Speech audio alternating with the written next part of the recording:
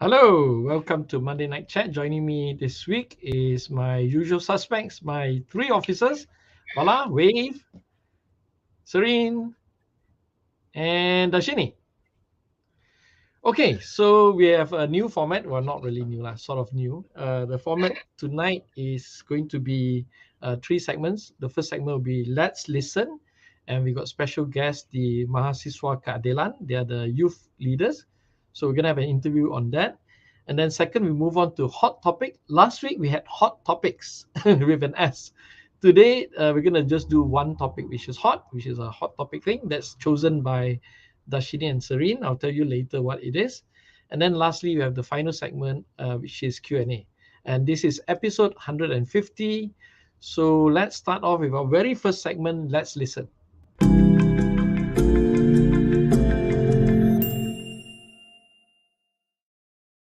Okay, here we are. So we have from Mahasiswa KEADILAN, we have Iskandar and we have Dharshinee. Hi guys. Hello, boss. Hey, YB. Hi. Okay, so let's start with the lady first. So Dharshinee, you want to explain your position and what you do, and take it away, Dharshinee. Short introduction about yourself. All right. Thank you so much, YB, for the opportunity today. I'm Dharshinee Suresh Kumar, the Vice-Chairperson of Mahasiswa KEADILAN Malaysia. Currently, was the Vice President of Mahasiswa KEADILAN Malaysia for the last term. I'm in my 5th year of medical school in Universitas Udayana, Indonesia. And I'll be finishing my studies next year, about March. And currently, Mahasiswa KEADILAN itself has been going on for the past 10 years, was initiated by YB Rafizi Ramli. And now we are here in our 10th year. We are going to celebrate our 10th year of Mahasiswa KEADILAN Malaysia very soon, this month end. We are hoping YB maybe can spend some time with us during that program once we send our invitation to you personally. So that's maybe a little from me, YB. Okay, thank you. I will definitely look forward to your invitation. And next, Iskandar, explain. Iskandar, my former intern. Iskandar? Okay. Hi, I'm Iskandar Putra, and I am currently the Secretary General of Mahasiswa KEADILAN. I am currently in my 3rd year at MMU Sriwijaya doing my bachelor in multimedia. And what else? I used to intern with Wong Chen, and I can vouch for him. It's a very nice experience. Okay, we have a lot of stories about Iskandar, but we'll talk about that later. Okay. First thing, Dharshinee is your senior. I suppose she's the vice president, right? Yeah. So let me just ask a little bit background on what is Mahasiswa KEADILAN. So Dharshinee, who are the members? How do you join Mahasiswa KEADILAN? What kind of structure is it? Yeah. Can you just explain a little bit about Mahasiswa KEADILAN?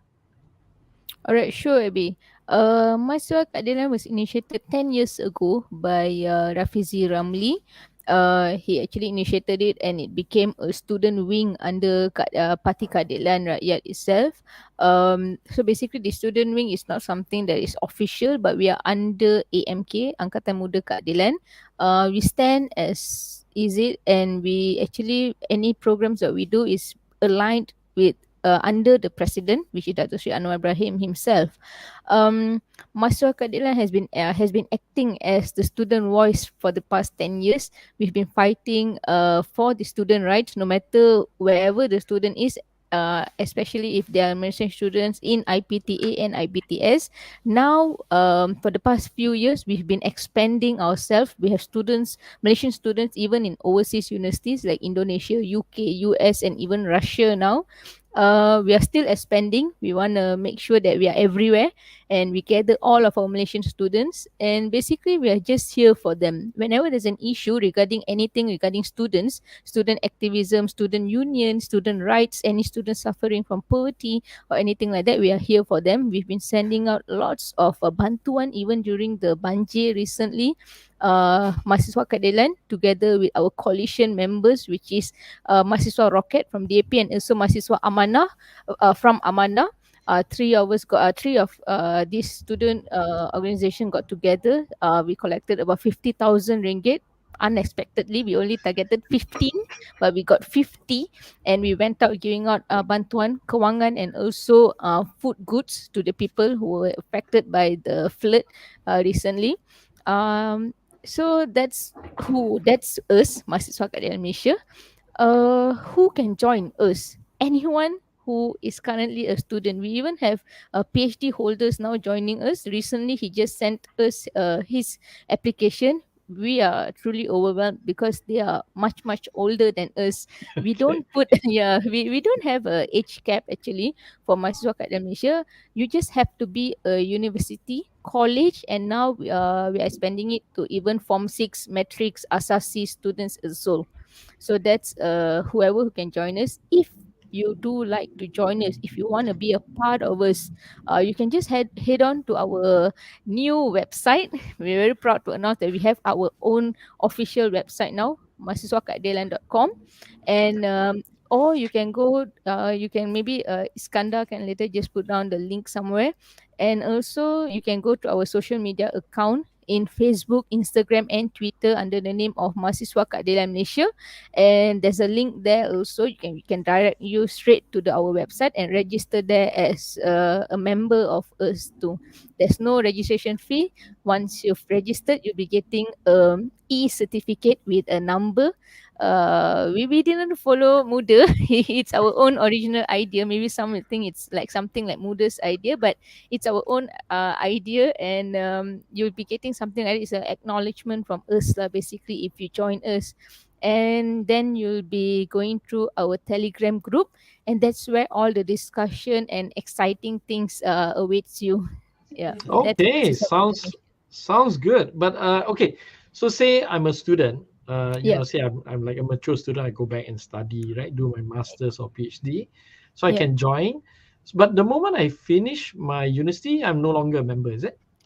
Yes, we had that slight problem, to be really honest, because some people they don't want to leave the group. They're so much, yeah, they're so much attached to us. But That's true. that's the rule. We only accept students, unfortunately. Okay. So, So in what will hope happen that, then? What will happen so then? our long-term goal is that if you're, because we are aligned with the principles and ideologies of the Parti Keadilan Rakyat.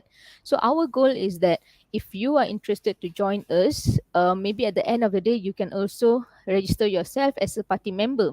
But in Mahasiswa Okay. KEADILAN Malaysia, we don't actually force you to register yourself as a party member. You can enter by not being a party member, just a member of Mahasiswa KEADILAN Malaysia. But maybe the choice is yours when you have done, when you have graduated, the choice is yours. If you want to continue with the party, then you have to apply as a party member. Or if you don't want, then you're just off from Mahasiswa KEADILAN Malaysia. That's our end goal actually for registration purposes. Okay, that's very comprehensive. I'm gonna ask now Iskandar because Iskandar is the Sec Gen, so I'm gonna ask him some soft question lah, like how many members do you have and how many universities are involved in Mahasiswa Keadilan? Okay, so as of now, based on the data that I have, we have about 200 plus members, and with universities such as like UiTM, UKM having the most of our members lah. And we also, like Dharshinee said, we have a number of students from abroad. We have one from the USA, from Penn State University, one from Russia, and one from Egypt, and of course our deputy is from Indonesia. I see. Okay, Yeah. okay. So that there is a few universities, but mostly local, right? And you got 200 Yeah. members lah, right? Yeah. So how do you finance yourself? I mean, you just, you do a bit of fundraising lah, betul tak? Yeah. I So- mean, yeah. Yeah. Go ahead. Yeah. I mean, yeah. Basically, it's that lah. Yeah. Okay, and what activities do you do? Do you have like policy meetings and things like that, or is it like like what Dharshinee was saying? You go and raise funds. You do some flood relief activity, right?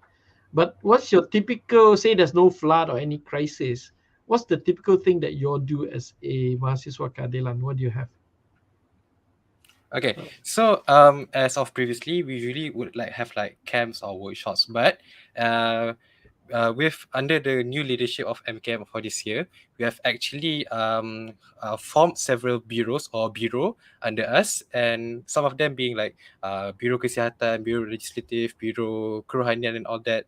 And these bureaus are led by the MKM members themselves, and the leaders are actually identified by us, in the MPPs of MKM, to see that, okay, let's say if you are currently majoring in law, so you might want to join the Bureau Legislative and so on. And essentially what these bureaus are doing is that they would initiate programs and such, being led by MKM.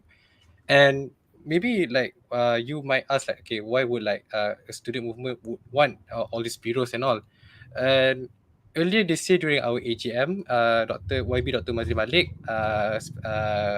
said a line that I remember. He said, mahasiswa harus bersama dengan community. We have to be within our community. So let's say like the Bureau Kesihatan for say wanted to make like a free medical checkup or free medical camp within the local community of a B40 or M40 community. So in that way, we tangle ourselves within the community and not just within us as university students. Okay, good. Okay, let me turn back to Dharshinee.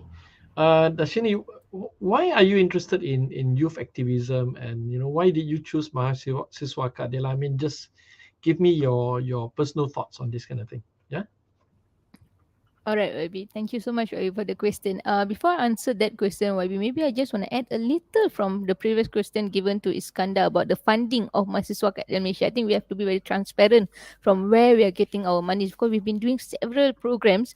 Many have been asking us, so maybe this is the best time for me to explain our fundings. Basically, whenever we start a new term for Mahasiswa KEADILAN Malaysia, Dr. Syed Anwar Ibrahim gives us some donations. I think I better say it, donation. He gives us that, and we try our best to work around with that. It's not much, it's just a little amount, but with that current money, we try to expand it, where we do programs and we find for sponsors, and we join ventures with few YBs, ahli parlimen or aduns in that specific kawasan. So that's one of the ways that we reduce our budget, because again, we are only students. We live with nasi putih, ikan goreng and kicap only every day. So we don't pump money, we don't ask registration fee from our members. So the only way we do is we join ventures with NGOs or also ahli parlimen or also aduns. Other than that, we also crowdfund. That's what we did during the Banjir, and also for some other activities we crowdfund as much as we can, and we work around the budget. We have a very strict budget and we follow that. So that's how we work. We work the student way. We don't work as business corporate way. So we are the real muda actually, if you guys get what I mean lah. We say we are more marhain lah. Yes, exactly. Exactly. We don't have tycoons. Yeah. Oh, I see. Nah. Okay. Let me go back to the let me blunt and ask the question. How much money are you looking at? Like 20,000 a year, 30,000? What is your budget a year? Okay. We are last year. How much did you all spend last year? How much did you raise and spend last year? We raised 50,000 for only the Banjir period, and we actually spent everything. Because we shared it among 3 organizations, Mahasiswa Rocket, Mahasiswa Amanah, and also Mahasiswa KEADILAN. So we shared it among us, but every program that we did regarding with the money, it was all three of us organization was involved. Other than that, externally, we actually collected around another 40 to 50,000, and we did several programs. We did a lot of bantuan. We gave to students who are need during the COVID. Some were quarantined and all that, so we sent in care packs, hygiene pack to girls who were stuck in universities due to the quarantine and all, and a lot of other stuff. So that's about. So normally we live about 70 to 80 for a year. This was because of the Banjir. No means it's less than that lah. Okay lah. So I think your yearly budget about 50,000 or 60,000. Yes, right? yes, something like just that. Let me take advice from me lah. The most important thing in any political party is transparency and accounts have to be clear. I agree. So as long as you report to your 200, I'm sure 1 or 2 of your members are accountants. As they come out some draft accounts and all this, And if you can account for everything you spend, that is a good start. I know you're not a proper structure. If you're a proper We structure, then you have to do a bit more lah. You have to yeah. audit and all that, right? Normally at the end of our term, we do a courtesy visit to Dr. Sri Anwar Ibrahim, and we come up with an audit book with all our programs and how much we spend, and we pass it to him. So that's every time end of the term. That is what we do. That is how we stay transparent to our cause. Yeah, Very important, because people usually quarrel about money lah. not just exactly, not just in the exactly. I family, agree. business, I agree. or any association. Yeah, As long as you keep your accounts clean and proper and you yeah. declare everything, it should be the right way. Yeah. Yeah. Maybe I go back Iskandar to should the know that. question. Yeah. Yeah, go Yeah. back to Go the ahead. question that you asked me, YB. Yeah. Student activism and why I'm involved in it is because it's very easy, YB, because since I was a kid, I was very much involved in politics. I'm not so sure why, but not actually I'm sure. I just got to know a few days ago during the engagement. Many came up to me and they told me that they see my grandpa in me. My grandpa was the head of MIC in Tanjung Malim when he was young in his place. So after that, when MIC got into a rough state, he left MIC. And my dad is also someone very active in politics currently, and also those days. So I think it runs in the blood. That's for politics. Yeah. For activism wise, I was very much involved during a young age because I thought this is the Malaysia that I was born in. And I want to craft my own Malaysia. I don't want someone else heading Malaysia to the wrong way. I know Malaysia as the multicultural, the multiracial Malaysia that I know. I studied in asrama school where I was the only Indian girl in my batch. There was 200 students. I was the only Indian girl. Where I stayed with 18 girls in one dormitory, 18 beds there, double decker. So I know how to live in a multiracial state. And there was no surprisingly, there was no racism in my I didn't see anything when I was in asrama. So that is something eye opening, and I thought this is how it should be, but everything hits a rock bottom, right?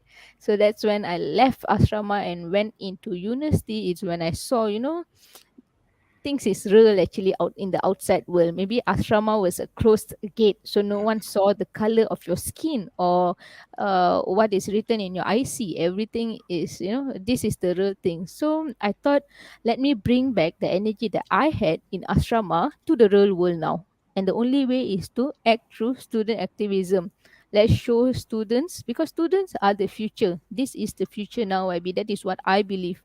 So if I can make sure I can mold students to my mentality of my ideology when I was in asrama, when I was in boarding school, then the future will be molded as well. So that's basically my understanding on student activism and why I think this is the best platform for me to make Okay. sure the future is crafted.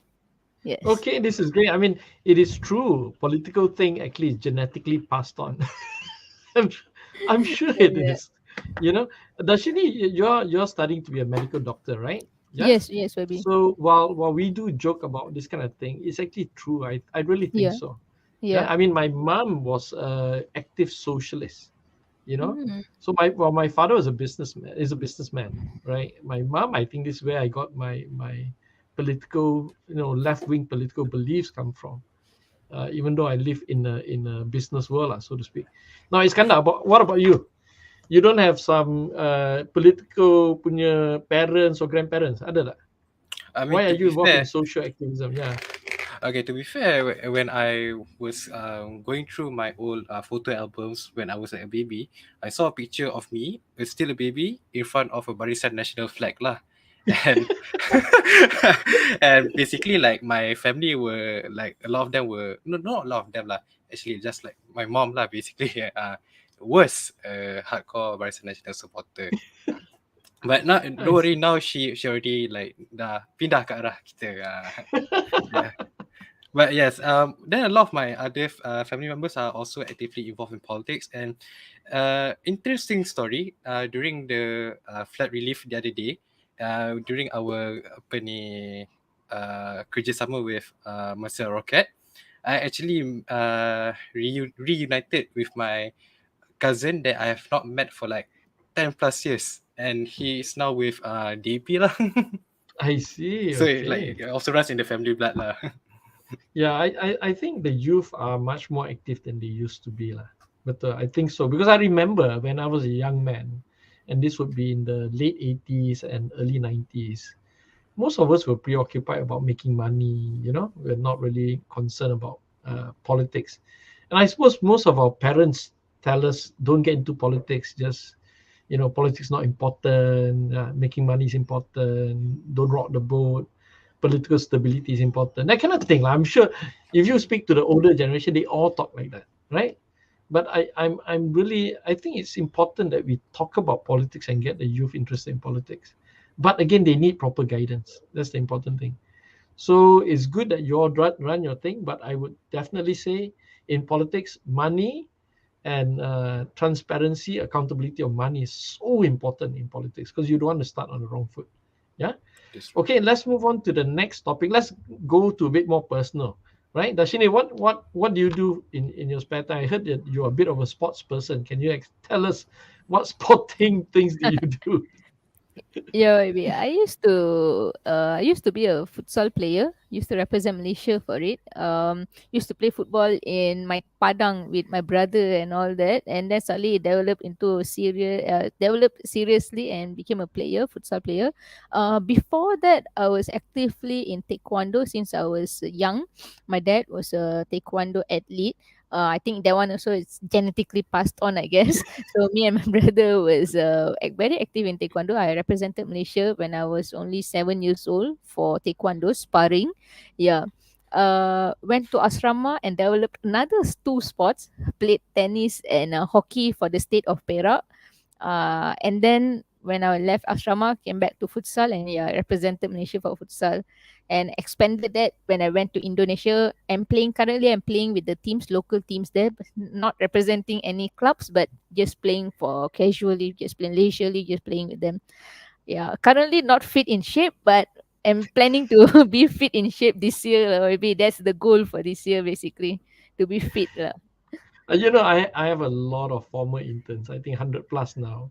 Yeah. And most of the guys used to tell me they can play football until I actually go and play them. Memang tak boleh main. In fact, we had 2 or 3 girls who were very good in football, better than the guys. Time has changed, maybe. So futsal, your main sports now is the main thing that you do, futsal.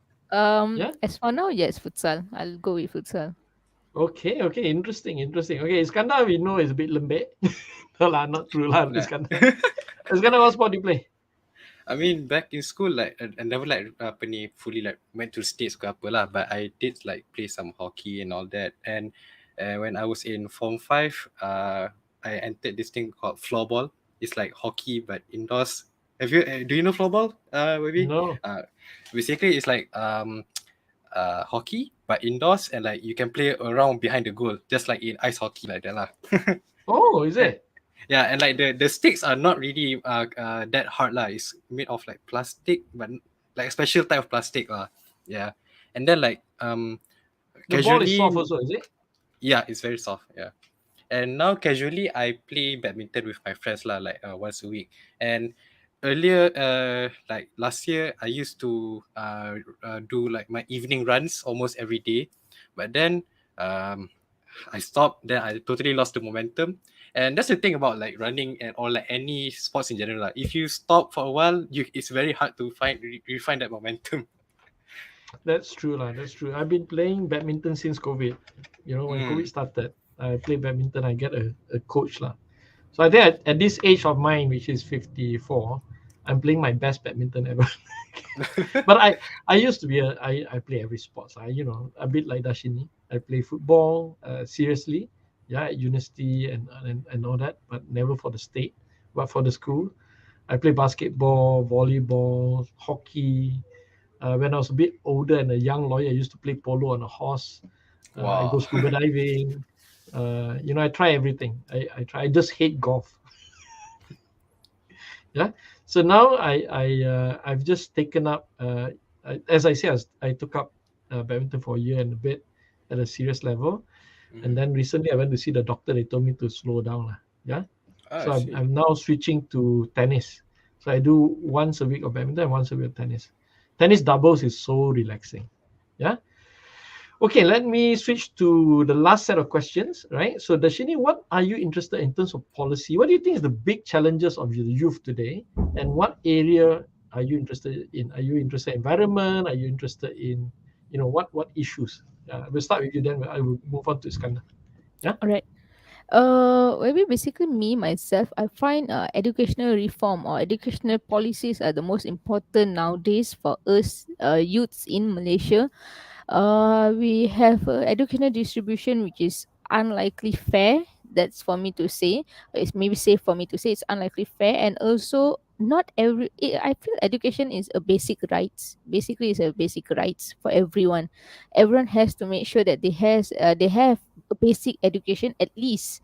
But I feel that nowadays we are stooping so low, as though that if sekolah rendah, someone who's just had a sekolah rendah sijil or sekolah menengah sijil is enough. It's not.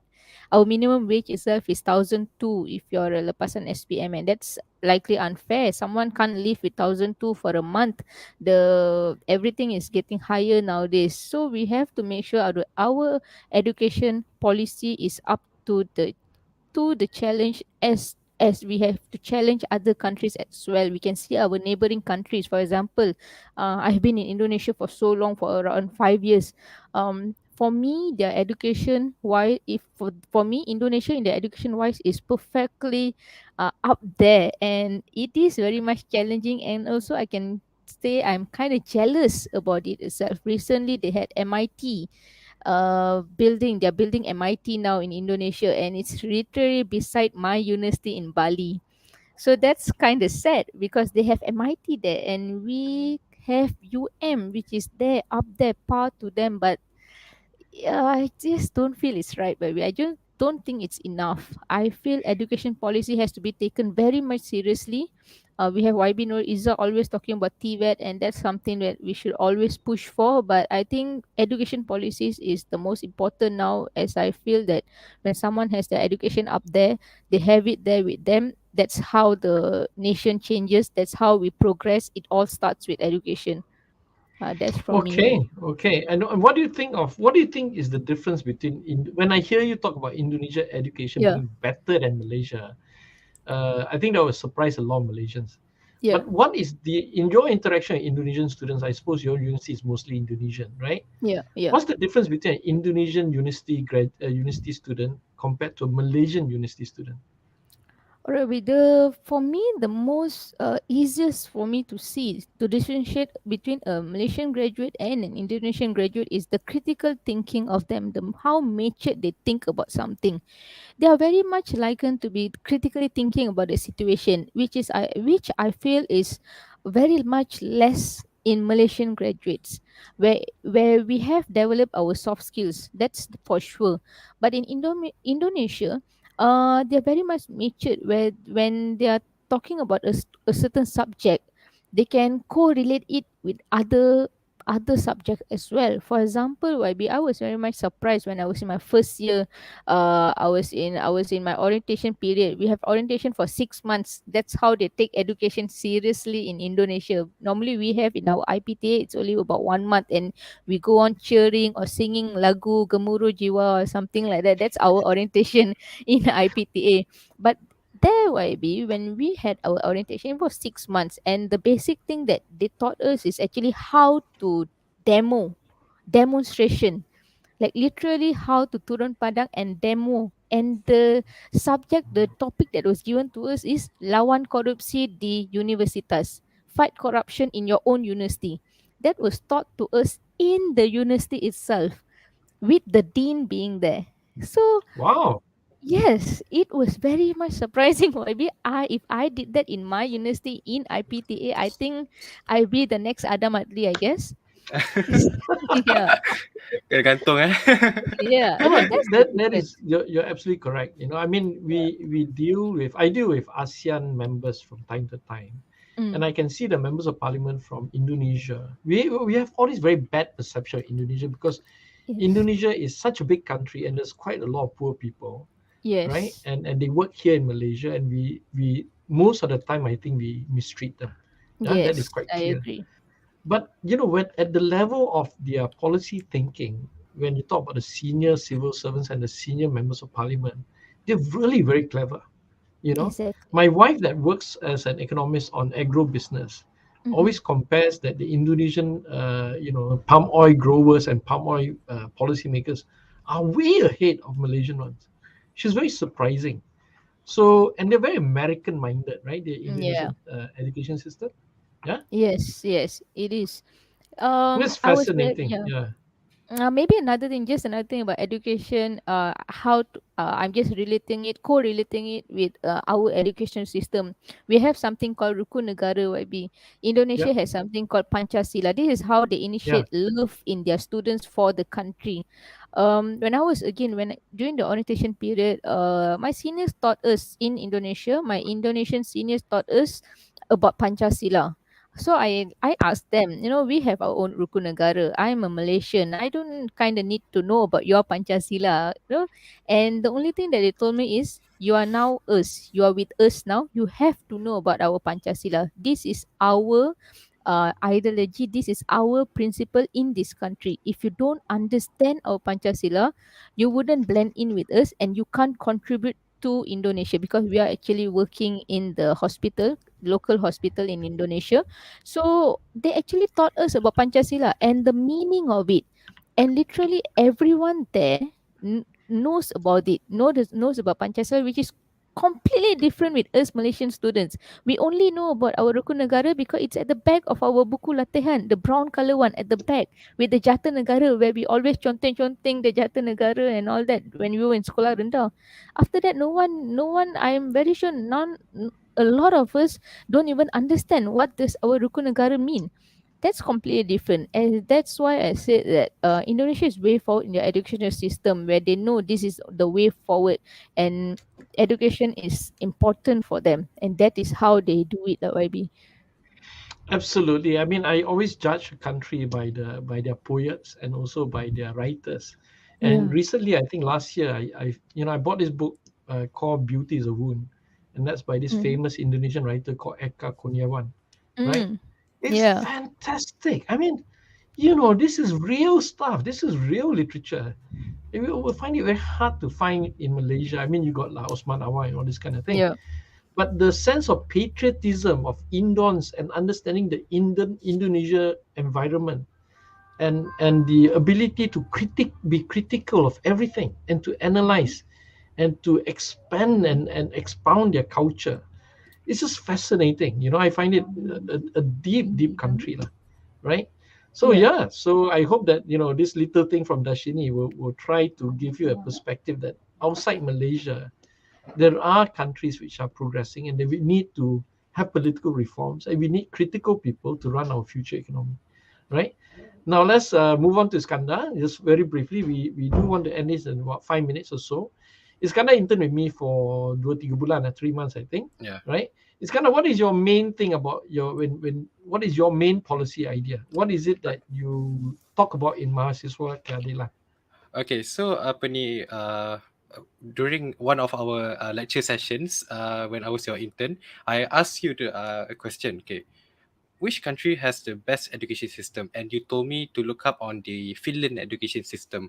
Yep. And just a sharing, like from what I looked up, that they start school late, and like they don't use the ranking system between schools and students. Like there's no macam ke sekolah kelas kecemerlangan, and there's no like ranking between like the best student in the class, in the batch, and all that.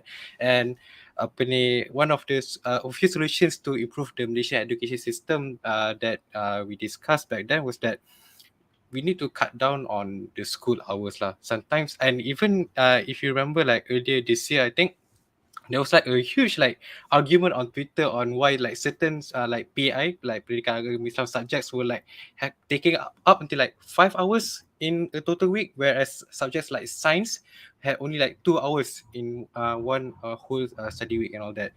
Then they also need to de-emphasize exams, not to say fully abolish them, but apa ni, you don't fully judge someone from what they can achieve on their test papers and all that.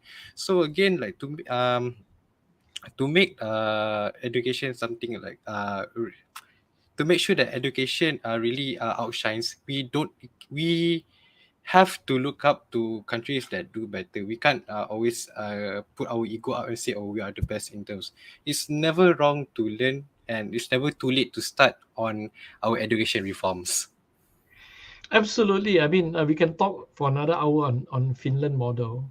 It just happened that about 3 or 4 years ago, a Finnish couple moved into my neighbor, and I used to have conversation with this Finnish young couple. I think they were in their late 20s or early 30s, and it's very clear what they told me is they do study very little when they were young. They ask a lot of questions. Why are things like this? How are things like that? And they essentially build them into critical thinkers, and they are solution solvers. So you must understand the fundamental thing, and this is for Dharshinee and Iskandar. Education system is really designed to create jobs, right? The government invests in education to create better citizens who are better employee and employers, whether you're entrepreneur or you work for somebody. And if you're better, you should pay more tax because you earn more, and the government recoup back the money. So we look at at my level, which are members of parliament and future ministers or whatever, we look at it from a very simple equation. If we spend 10 billion, we hope to get back 15 billion, right, in the future tax. Then we can then get that additional 5 billion to go and pay for other expenses that we need. So it is looked upon as an investment. So Malaysia faces a big problem. We are not producing thinkers. We are producing, certain semi-robotic people, right? And that don't question, they're not critical, and that's not good. And they are not also major problem solvers. And then in addition to that, the top 10% tend to move out of this country, and then we suffer a brain drain.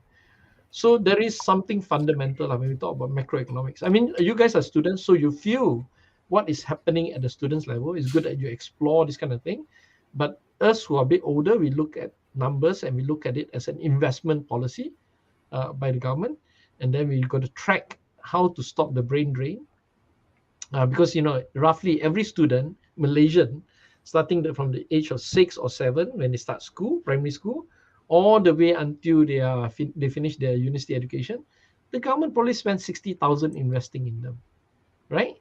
So we expect to make 6 or 10,000 of income tax every year from you. So after 10 years, 60,000 covers for you, but you work for 30 years, so we got money for another 20 years from you. Yeah. So that's another aspect at the macro fiscal level, right? But that's for you, Dharshinee. Hopefully that one day you find some time you can intern with me, and then Iskandar is set to come back intern with me another round and hopefully become my officer, right? Okay, so we're gonna try and end this session now. So Dharshinee, any last words to members there or few people who want to sign up for Mahasiswa KEADILAN, or any other message you want to give? This is your floor for 1 or 2 minutes. Go ahead. All right. Thank you so much, YB, for the opportunity.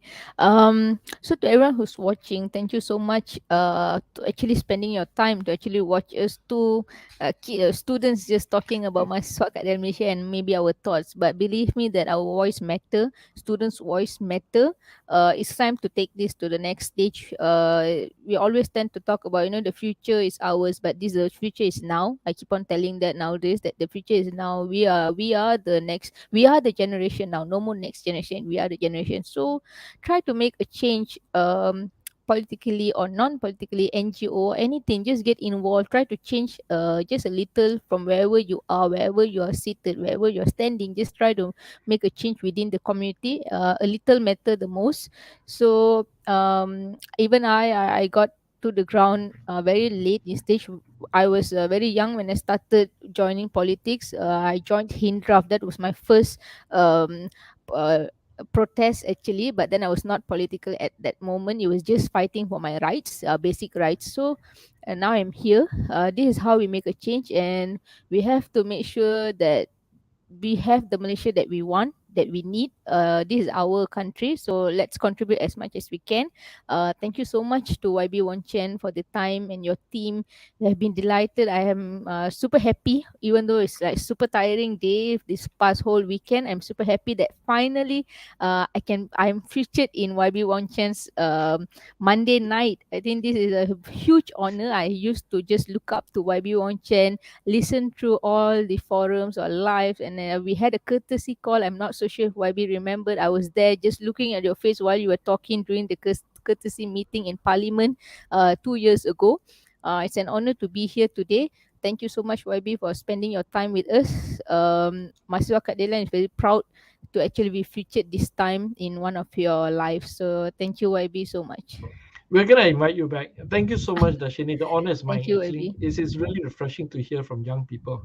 Iskandar, 1 minute. What do you want to say to your people out there? Okay, I mean, again, Dharshinee has covered most of the things, but again, thank you, boss, YB, boss YB. Sorry, conflicted. But again, yes, thank you, boss, for having us. It's definitely an honor. And to everyone out there, if you're interested to join Mahasiswa KEADILAN, you can head to our website, mahasiswakaadilan.com, and you can find there a registration link there, and hopefully we can expand more and do further activities this year.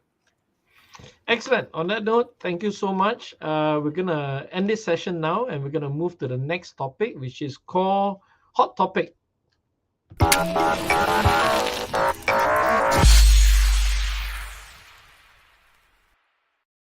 Okay, this week's hot topic. I bring back my officers. Who wants to describe this week's hot topic? Anybody? Dharshinee lah. I think it's her topic, right? Yeah. Yeah, you gotta unmute, Dharshinee. Oh yeah. Okay, sorry. I wouldn't like to claim this as my topic because it's very depressing in my opinion.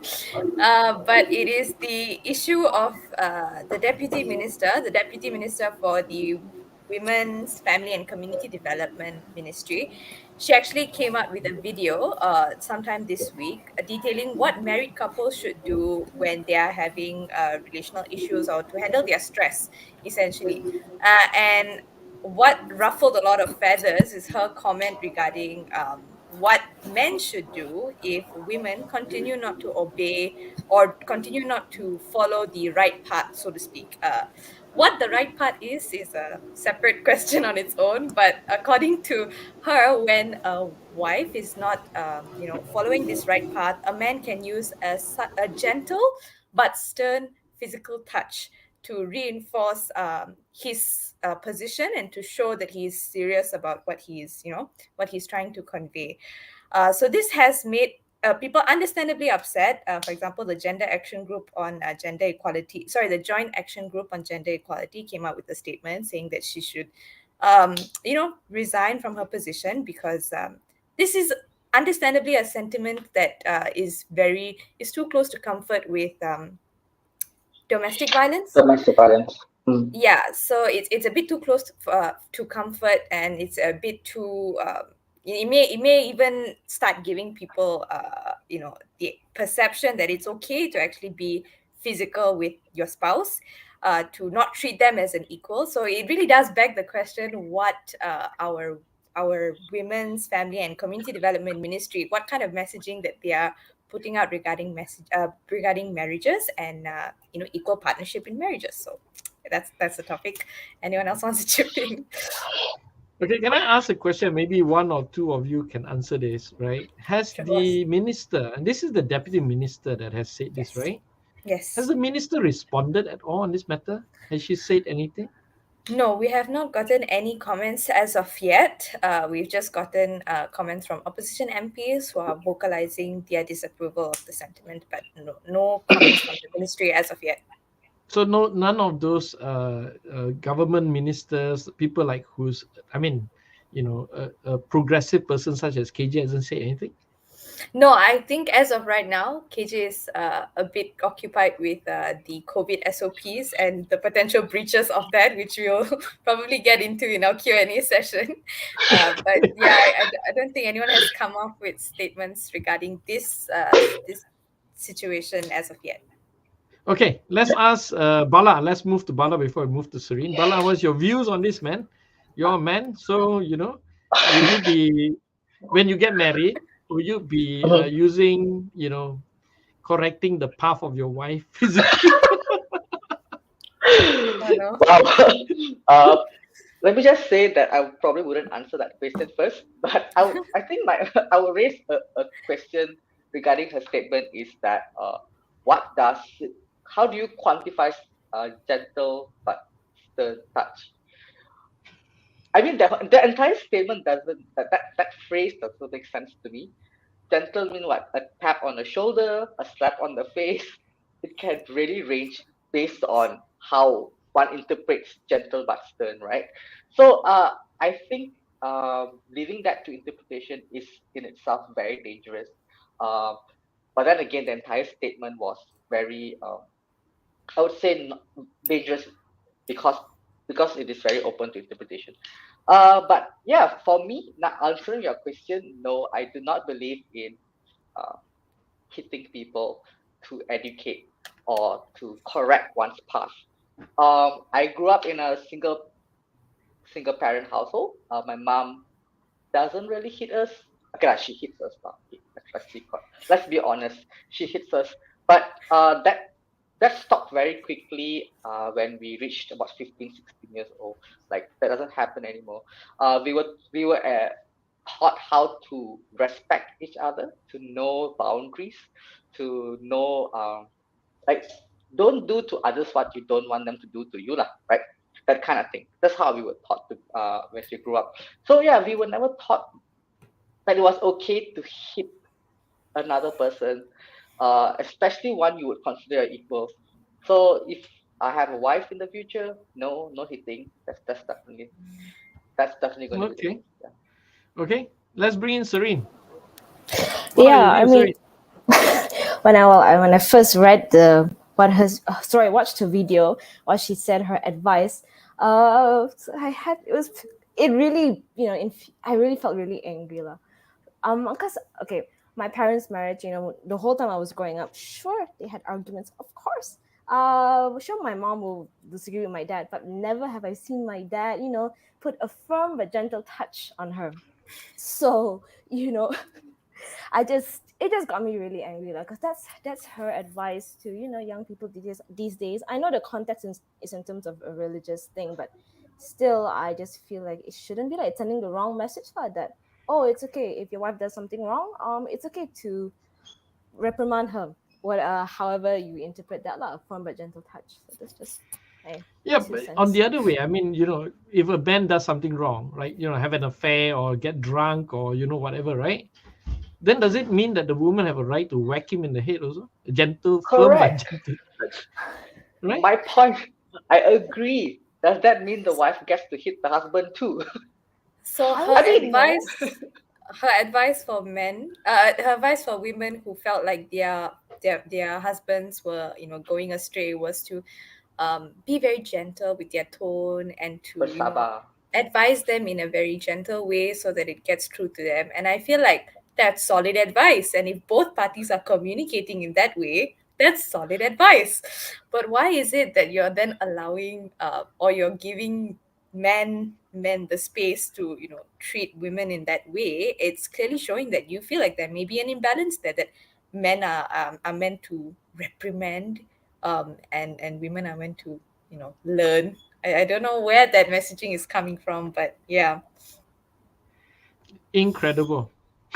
In this day and age, right? I know. I do understand some culture are like that, sure, right? Mhm. But cultures evolve. This is not the dark ages, right? So I'm just shocked that this was actually brought up by a woman. And yeah, right? That's the issue lah. Serene, you want to add any more to this before we end this hot topic session? Yeah, I mean, you feel very angry about it. What do you think?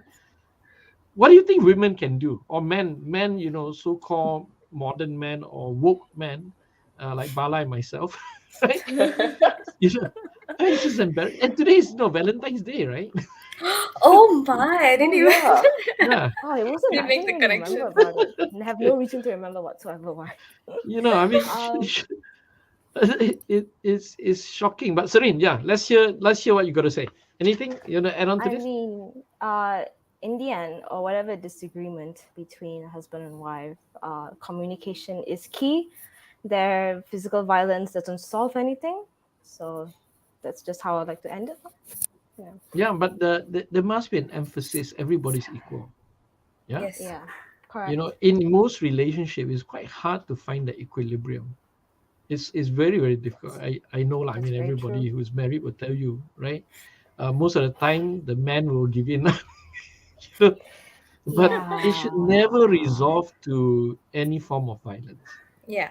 right? Yes. Because, you know, the assumption here, the one that I find it very repulsive, is the assumption that she takes that the man is correct all the time, and it's the Yes. man's job to direct the woman what to do, or take the right path, and then to suggest that he has the right to enforce it by stern, but I don't know, soft, I don't know what you call it, Yeah. right? It's just too much. Yeah. Yeah. And I think if I can just wrap it up, Please. what is worrying about it, if you're looking at the more serious side of things, is that consistently I feel the women's ministry, the Women, Family and Community Development Ministry, have put out messaging at very, very wrong timing. You know, when we see domestic violence rising, when we see this being a very serious issue, highest numbers of cases last year of domestic violence, we have the minister saying things about the voice and what you should use. I mean, the being cute in the face of marital issues with marital relationships, and now this situation of encouraging almost men to use violence or to engage in physical violence, like, when they have these kinds of issues, and not to actually communicate and how to communicate. So I think that is the core of the issue. Many people may think that it's just a matter of, oh, it's just a statement, right? It's silly for them to even have said it, but I believe there are ramifications if the ministry continues to put out statements like this. It sets a tone. So yeah. No, anything that comes out from a minister cannot be treated as a trivial thing, right? Because Yeah. they are elected there and they are in a position of power. What they tell us or what their personal views are tend to become public policy, and that's where we have to be, mindful about.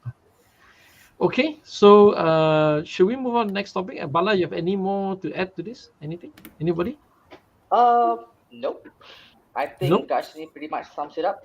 I completely agree with what you also said, boss, about how the assumption, there shouldn't be an assumption that the man is always right and the man is the one that's supposed to correct the us. It can go both ways. I think both ends of a relationship, both partners should be open to each other, correcting each other.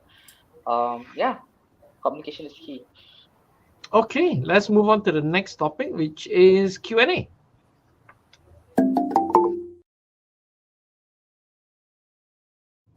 Okay, let's see. We have questions. I suppose we'll start with the officers if you have any question, and then we'll see is there any question from the public. Yeah? Who wants to start first? Anyway, Serene, you want to start?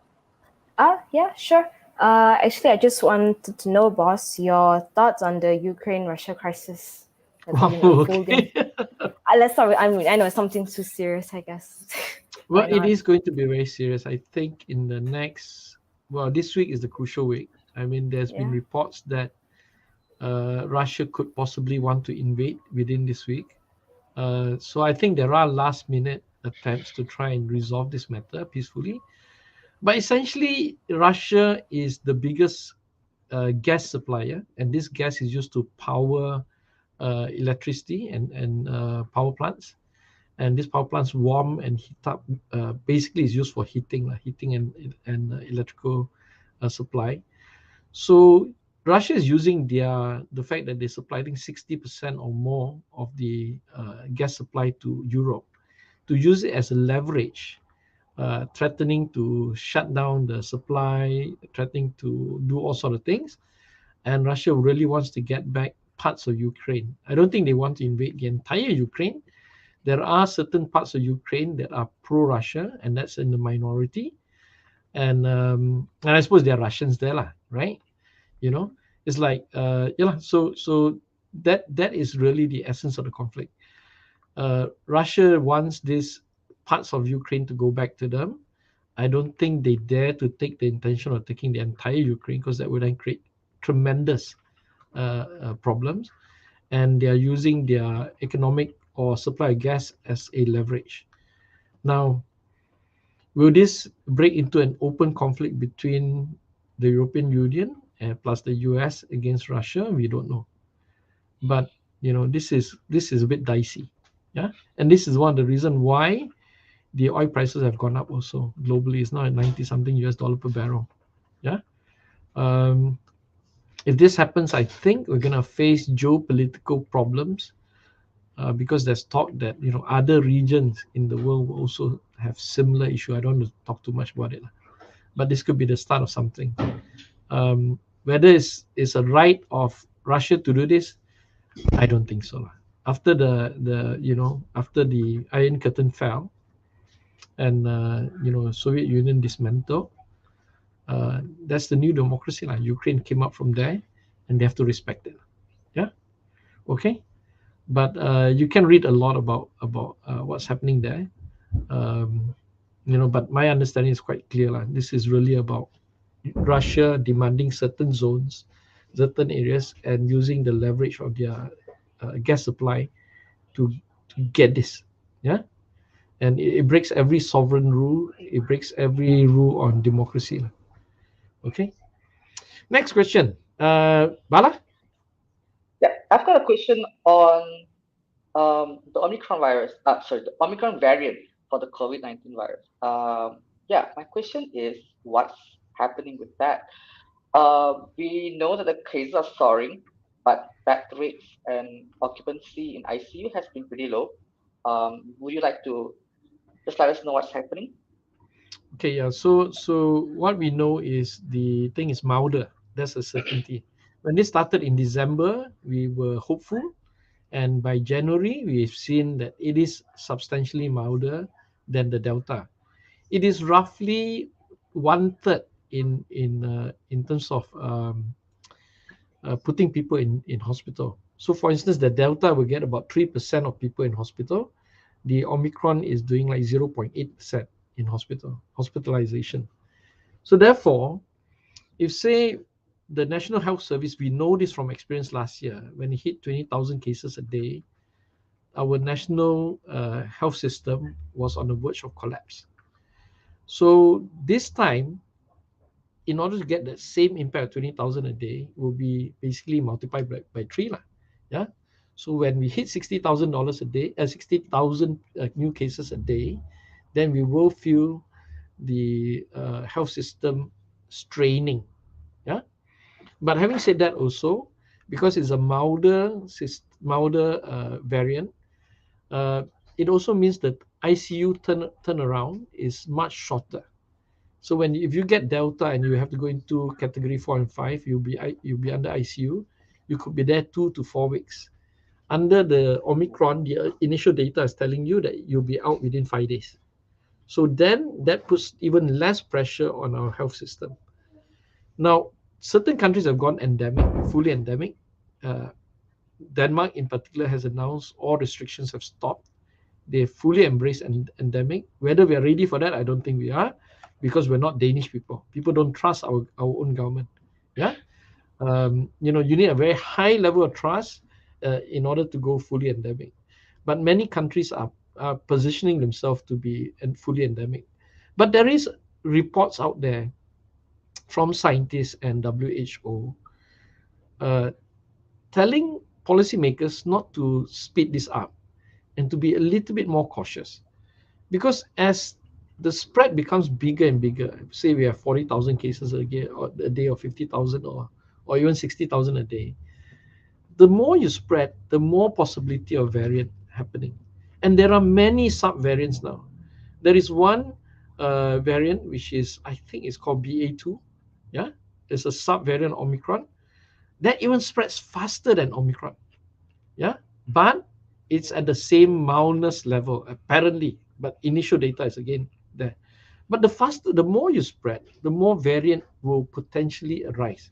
So that becomes a problem in itself. So the best policy is always follow the government. You can't use the data from UK. You can't use data from Denmark. You have to use your own data, because Danish are not Malaysians. Malaysians are not British. Yeah. We wear more masks than the Brits, but we don't trust our government compared to the Danish having a full trust on their government. You know, that kind of thing, lah, right? Yeah. So when you come to that stage, you just have to be a bit more cautious, because I know while we are desperate to get the economy running and moving, you know, the possibility of other variants, which is given by scientists and also WHO, is just be careful. Yeah. And what impact of opening your economy will have on Africa, we don't know. We could be doing more damage to them as well. So I think we need to be a bit careful of what we need to do within our country, but also need to understand the impact of our policies to other countries which are less developed and which have lower vaccination rate. So I would say cautious is better all the time, right? Let's see whether we can continue. But so far, so good. Yeah, we have data for about 1 month plus. It's looking quite good. Okay. Can Bala, we you say attribute to Can we attribute to the lower number of hospitalization to the high vaccination rates we have in Malaysia? Definitely. Yeah, but at least we know that it is effective against Delta. So Delta is being wiped out by Omicron. What rate, we don't know. Some people say 70, some people say 80. We wouldn't know because we don't do enough genomic testing. That's the issue. Yeah. You know, and we've raised this since 2 years already. Yeah. What, almost 2 years, like, the very raised this beginning. issue, a genomic thing. At the beginning, we said, look, we have to invest in this kind of thing, right? So I would leave it at that. Just that I'm happy that at least at this initial stage, when we have 20,000, 22,000 cases, the public in Subang has responded by cancelling events. And that's probably the right thing to do. Okay? As long as we don't cancel schools, we don't, cancel work and all this kind of thing, I think events which are not really that important, yeah, they are essentially discretionary. You should cancel those just to be extra safe. And I have invitations to weddings. The weddings have been postponed, at least the dinner lah. Not, I'm sure they're married already, right? We just have to be careful. I mean, I was under quarantine for 5 days. I try my best as a politician to lead by example lah. Yeah, and we tried not to hide anything. So I tested 4 days of RTK, and then I did my PCR test, and I cleared that. So now I'm back again. Even then, I'm wearing my mask. I'm also cutting down on meetings also. Okay. Okay. Last question from the officers. Dharshinee, you have a question? Yes, boss. So you mentioned confidence in administration, and so that kind of leads me into the question I had regarding our Minister of Defense, Hishammuddin Hussein, and his recent breach of SOP. It's a kind of a two-parter question. So we were previously talking in Hot Topics about the Deputy Minister for Women's Affairs and what her comments were. And both situations, so this breach of SOP was, in the Minister of Defense's case, he actually went for an event for the MIC brigade launch, and he ended up being in a very packed place, so there wasn't enough social distancing that was enforced. So both situations have led to people calling for resignations. Now, aside from the SOP breach, with people calling for 2 ministers, 1 deputy and 1 minister to be resigned in the same week, like, what is your thoughts, boss? Do you think that calling for resignation is a valid response to situations like this? Do you think that will actually bring us somewhere in the future? Do you think that, because in other countries, that is the way that, especially those who enforce the SOPs, are expected to stay by those SOPs and to follow them. So what are your thoughts, boss? Yeah, in a developed country, politicians seem to have a higher sense of shame and better sense of honor, right? So when they flagrantly breach anything, they're expected to do the honorable thing and resign. In Malaysia, that doesn't happen. That's a reflection of our politicians and our political system, right? Now, I suppose in the Hishammuddin case, I think most of us have seen the videos. It is overpacked. To be fair, I see majority of wearing masks. But they just packed like sardines, What the minister should have done was just to say, I won't attend this or leave, right? Sometimes you go in there, the organizer of a plan like this, is very hard for you to know what they're going to do. So the organizers need to be charged or at least fined or given a compound. And Hishamuddin, I think, has stated that, it's a compound offense. It's not a criminal offense. Therefore, he has no need to resign. Yeah. Yes. He is right in terms of, in terms of the legal position. Yeah. Mhm. But is he right in terms of morality and leadership? I don't think so. Yeah. Mhm. And he's not like a junior minister with no experience. He's been a minister for a long, long time. It's either I think he has to first and foremost apologize, right? And he cannot be caught again doing this kind of thing. So I don't know. I mean, whether people want to tolerate how many strikes, Mhm. that kind of policy, right? But it's a reflection of the Malaysian political culture, which is really quite bad. Yeah. Which is interesting, boss, because some people have drawn parallels to Boris Johnson's his event that was held, I think, towards the end of last year, where he was saying, "Oh, everyone's going to lockdown, Omicron is coming," and then he had some New Year's affair or something like that, and it was like, "Do Yeah. as I say and not as I do." I don't know what this culture is. No. Boris Johnson, to be very fair to Boris Johnson, I'm not a fan of Boris Johnson for sure, but he hasn't been charged yet. Yeah. Mm. So there's been an investigation, and then the police has to make a decision to charge him. The moment they charge him, and this will also be a compoundable offense, most likely, right? Then he will be facing this question: do they have a moral obligation to step down? Yeah, we should know whether honor still lives in UK very soon. Yeah. Ethics and morality, and the doing the right thing, which is actually the British, upper lip system. Oh yes, the stiff upper lip. Yeah, stiff upper lip, and this kind of, this kind of deep sense of honor. Does it end with Boris Johnson? And this kind of trend globally, from Trump now to Johnson. Then in Brazil you got the guy Bolsonaro, right? We're seeing a form of politics that is very brash and this is lack of something. It's as if the world now have politicians around the world, even in Malaysia, yeah, that they're willing to sacrifice integrity, honesty, the basic foundations that I know most of them don't practice, but they pretend to. There's no pretense anymore about honor, integrity. Anything just to be the most popular person, or populism. It's like, it's crazy. And this is a problem that I think the world, including Malaysia, faces a lot. Yeah, politicians will do one thing, say another thing, apologize, move on, start all over again. Yeah, that thing has to stop, because I know social media politicians are right, but they really have to be more consistent. Yeah, otherwise we will be driven to a lower form of politics somewhere. If you read Plato and the Democracy, he talked about we could be coming to that stage where rule by mob and populism might actually destroy the world, whereas a democracy based on philosopher ruler is really the better one. Okay. Okay, so a bit of work for you to read on Plato lah. But anyway, any questions out there? Yes, there is one regarding our constituency in particular, so maybe we can take that. Okay, let's do that.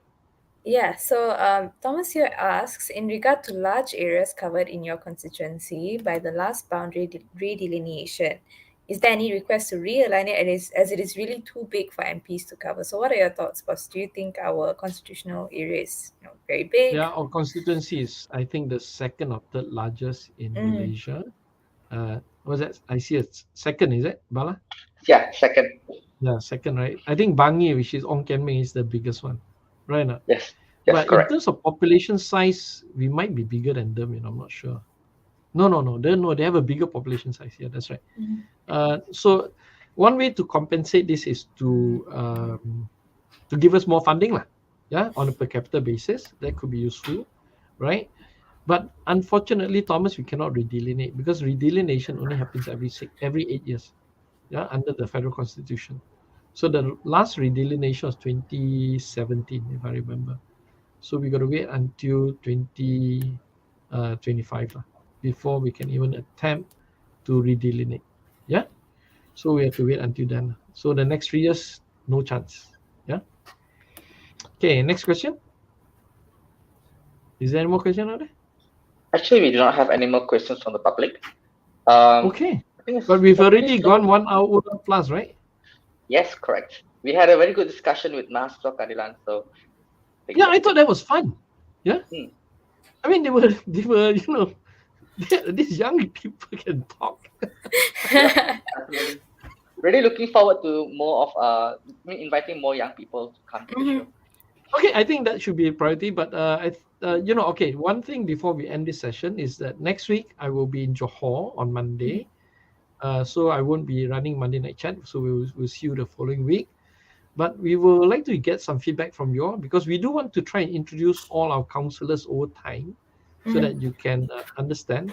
I think the youth also is very interesting, more dynamic, in fact. Yeah. So we're trying to get a mixture of youth, MPs. We're trying to get Akmal, Iza, those normal people back, our normal guests, like usual suspects, right? And then we are going to go into Parliament on the 28th, about 2 weeks from now. So that should be interesting too. So we'll be running this week in Parliament, I think, right? Yes. And today, one big news. On Thursday, I will be meeting the Securities Commission, and for this, I want to thank the Minister of Finance and also the Speaker and the officers in Parliament, because we've been negotiating with them, to be fair, and they've been listening to our requests, and they have made it possible for us, at least for me, and members of the Committee on Finance and Economy, to meet up with Securities Commission to discuss Azam Baki's case on Thursday. That's the latest we have. And in some ways we fight the government, and we fight the Speaker. We quarrel with him a lot, right? But sometimes we need to sit down and negotiate, and hopefully we can get some clarity on this Azam Baki case. Okay, so stay tuned for that one. I will be issuing some sort of statement after my meeting with the Securities Commission. But that's really the big thing this week, other than I got a couple of interviews and things to do as well. Okay, so we'll see you guys back in 2 weeks' time. Again, I want to thank Serene, Bala, and Dharshinee, my officers, and also I want to thank the other Dharshinee and Iskandar, our special guest. Fascinating, right? I agree. Okay, guys, that's it. Okay, bye.